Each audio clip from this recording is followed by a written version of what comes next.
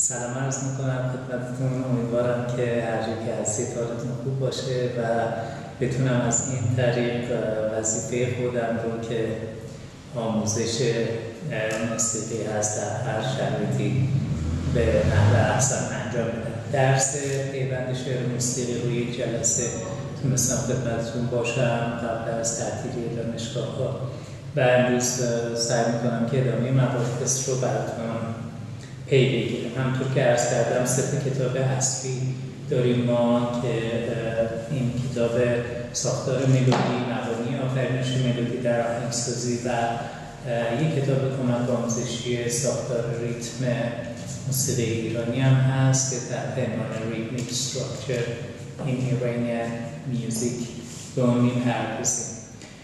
هر کدوم از این کتاب‌ها یک فصل در مورد موسیقی و کلام دارن که ما مشخصا با اون مباحث شروع میکنیم کارمون رو و یه سری کارهای عملی هم داریم که من نمیدونم تا چه اندازه بتونیم از راه دور کارهای عملی رو انجام بدیم. اما همونطور که جلسه اول خدمتتون عرض کردم، اهمیت اصلی این بحث کلام در آهنگسازی اینه که بخش زیادی از موسیقی همه ملل موسیقی با کلام هستند یا در واقع ذائقه شنیداری و سیستم گوارش شنیداری بیشتر مردم دنیا به گونه‌ای شکل گرفته که به دنبال استفاده از موسیقی با کلام بوده و این موضوع هیچ وقت در تاریخ بشر کم نشده، همیشه بوده. بنابراین اهمیت زیادی داره برای افرادی که میخوان کار آفرینش موسیقی رو بکنن با اینکه از ظرایف پیوند موسیقی و کلام بهره‌مند شده باشه. چه بخوام موسیقی در واقع وکال یا موسیقی همراه با آواز بسازن و چه حتی بخوام موسیقی سازی بسازن، برای اونها هم احتیاج هست که به ظرایف نقشی که کلام در شکل‌گیری موسیقی داشته پی ببرن.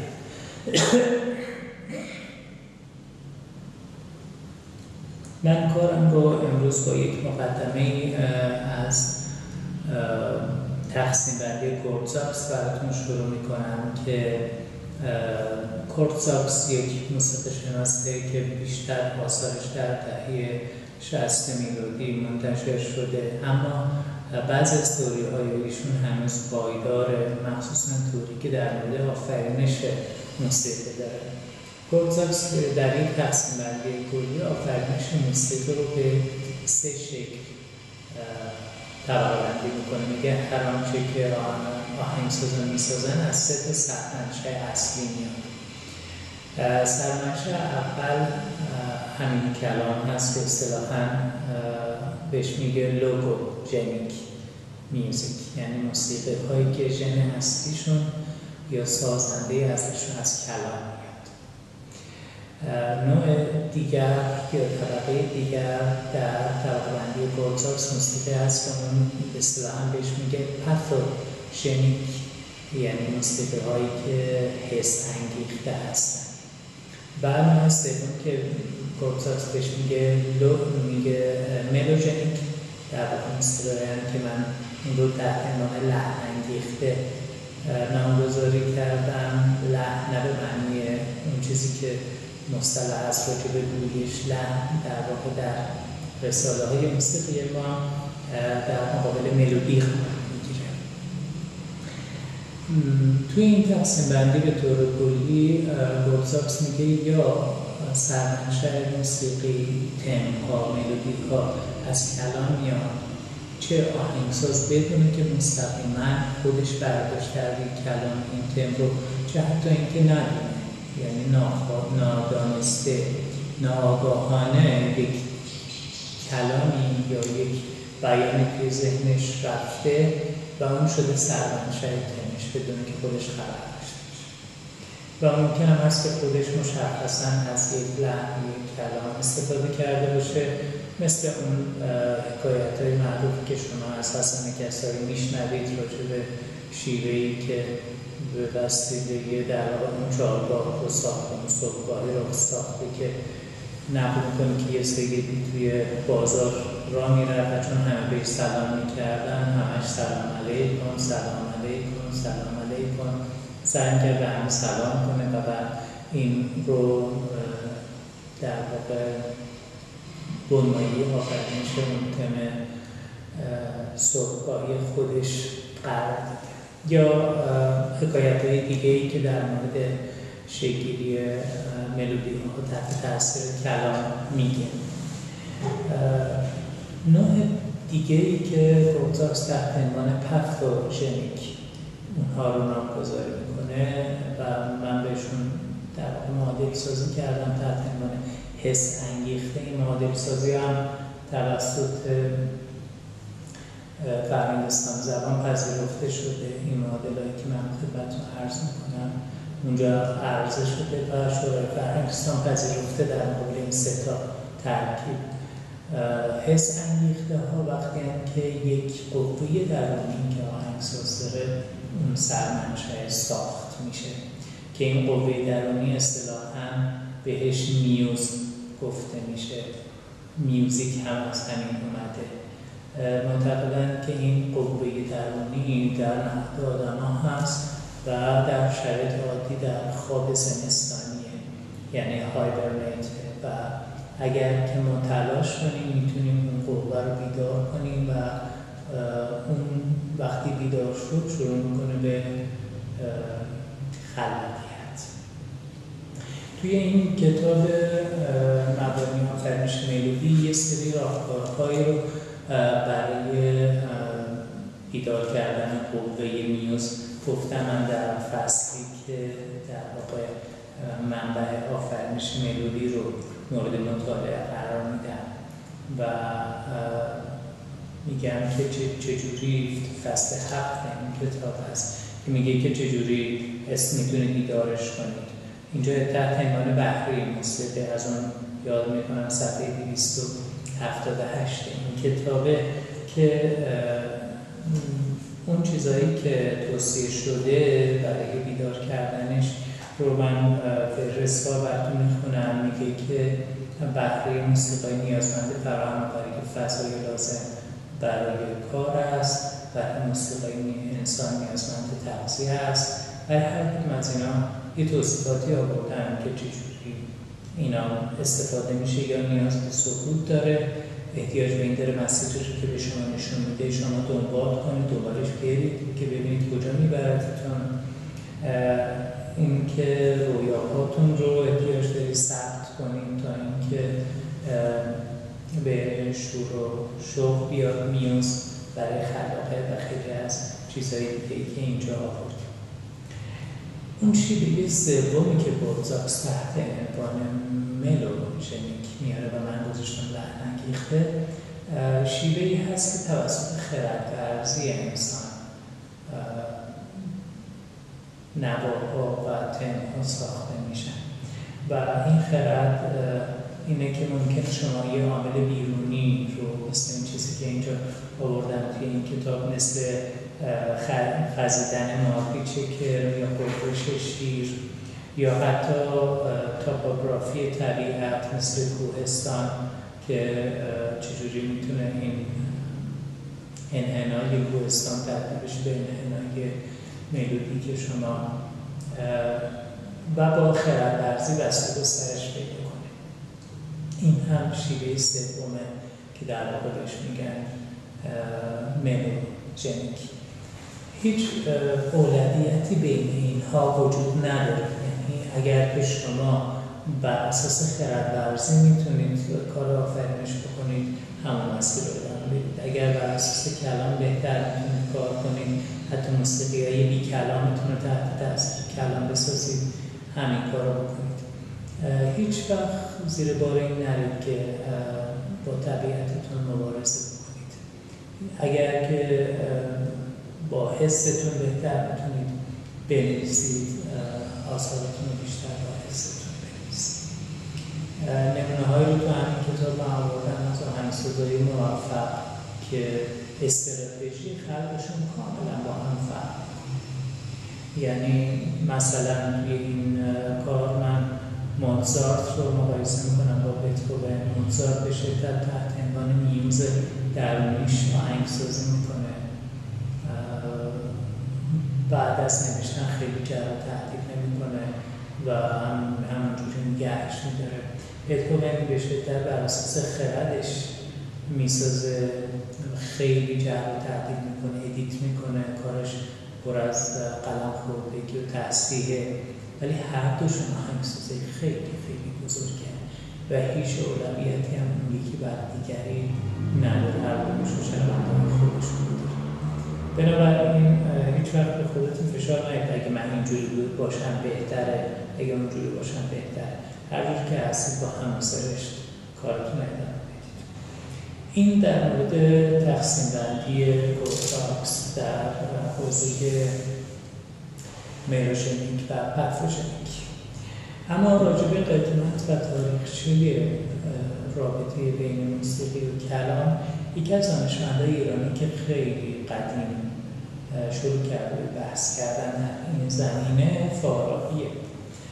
1000 سال پیش در مورد موسیقی و کلام صحبت میکنه و واقعا صحبتش هنوز هست بسیار اثرگذار و جالب توجه هست. من براتون یک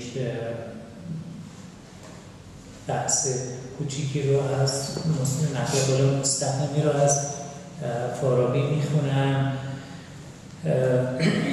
ببینید، معتقده که وقتی که یک نوایی از یک سازی بلند میشه، ما آنچه که میتونیم مطالعه کنیم، تجزیه و تحلیل کنیم راجبش، یه محدودیتی داره. وقتی که با کلام یک نوایی، آوایی آفریده میشه و اجرا میشه، مؤلفه های بیشتری قابل بررسی هست. یعنی اتفاقات بیشتری میفته وقتی که آوای انسانی داره یک ملودی رو، یک قطعه موسیقی رو اجرا میکنه و میزان اثرگذاری که رو انسان ها داره احتیاج به مطالعه بیشتری داره. این موضوع رو ببینید چجوری میگه که تنها زیر و بمی نیست که این گونه نغمه ها، یعنی لحن‌های واصل از صوت انسان را از هم متمایز می‌سازند، بلکه خواص و عرضهای دیگر نیز به زیر و بمی می‌پیوندند. در باب لحن‌هایی که صرفاً از نغمه‌ها ترکیب می‌شوند، کافی است که چگونگی زیر و بمی نغمه‌ها را بدانیم. اما در مورد لحن‌هایی که از نغمه‌های آواز انسان پدید می‌آیند، تنها به شناخت زیر و بمی نمی‌توان اکتفا کرد و در تعریف لحن به این دو فصل، یعنی بچه تمایز این دوتا، همه فصل‌های دیگر نغمه‌ها را باید مفهوم ساخت.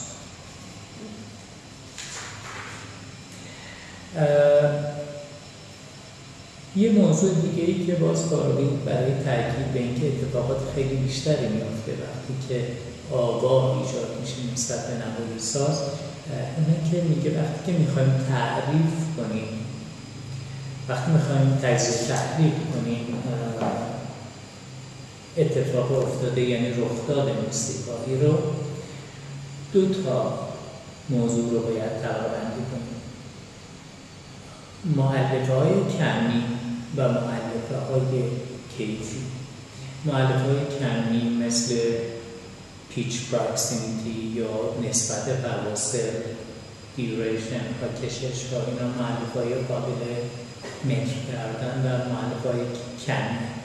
یک دسته عناصر دیگه هم هستن که بهش میگه مؤلفه‌های کیفی و جالب اینه که مؤلفه‌های کیفی رو به دو دسته تقسیم میکنه. میگه مؤلفه‌های کیفی که وقتی میخوایم تعریفشون کنیم اسم یا واژه داریم که اونا رو بگیم، و مؤلفه های کیفی که حتی واژه نداریم برای تعریف کردنشون، یعنی رخداد یا حسی رو برمی‌انگیزند، واقعی رو ایجاد میکنن برای شنونده که حتی واژه‌ای نداریم برای گفتن اونها.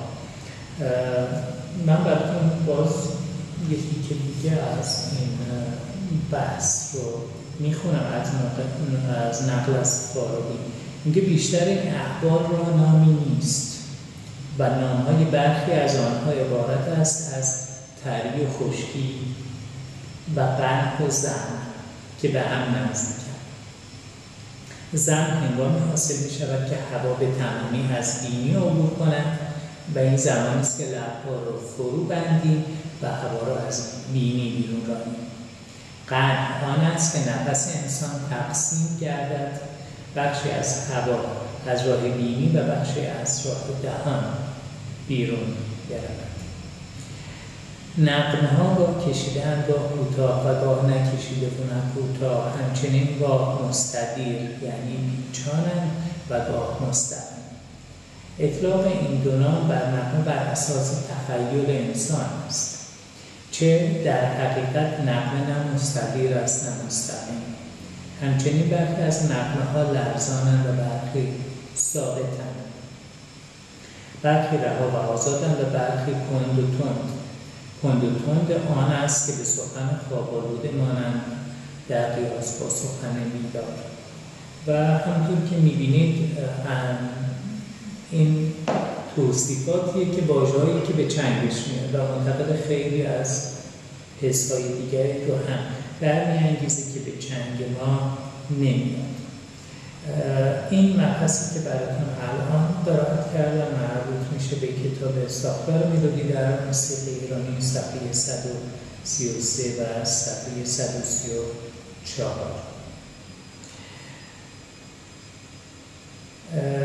مبحث بعدی که اینجا طرح می‌کنم براتون عوامل اصلی در خلق ملودی مبتنی بر کلامه که میگه که بنیاد یک صدایی و خطی گفتار ترتیب پریودی که تنفس در مقاطع مشخص و پس از سیلاب‌های معین، منحنی بالا رفتن صدا، ادامه یافتن و سپس افول، تداوم صدا با زیروبمی معین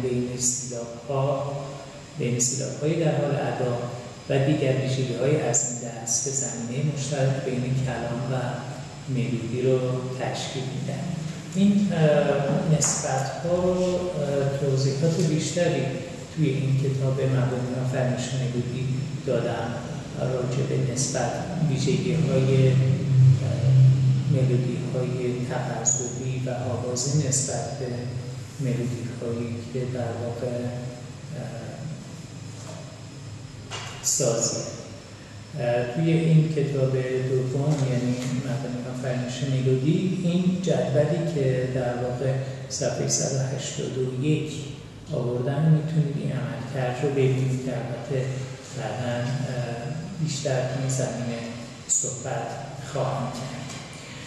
من عناوین بحثمون در جلسه آتی رو هم خدمتتون عرض میکنم که میتونید یه مطالعه اولیه‌تون زمینه داشته باشید که بتونید راحت‌تر بحث رو دنبال کنید. و اون اینه که ما رابطه بین موسیقی و کلام رو در جلسه آتی در دو طبقه مورد بررسی قرار میدیم. یکی به صورت جزء شناختی، یعنی عناصر ریز به ریز گفتار رو در مقابل عناصر ریز به ریز کلام بررسی میکنیم، یعنی اون جایی که در واقع نوت در مقابل واژ و سیلاب‌ها در مقابل فیگورها و موتیف‌ها در مقابل ترکیبات در واقع موتیفیک کلام که بعدا می‌بینید توی شعر فارسی به اونها میگیم افاعیل. یکی این هست که ما اصطلاحاً بهش میگیم بهره برداری از الگوی متشابه که چجوری اینا با هم دیگه در مقابل هم قرار میگیرن. دیدگاه دومی که اون رو بررسی خواهیم کرد که در واقع یه جور دیدگاه نحوی یا گرامری موسیقی و کلام هست، به همنشینی و ترکیب اشاره میکنه. یعنی به نقش عناصر شکل دهنده کلام در مقابل نقش عناصر شکل دهنده موسیقی میپردازه.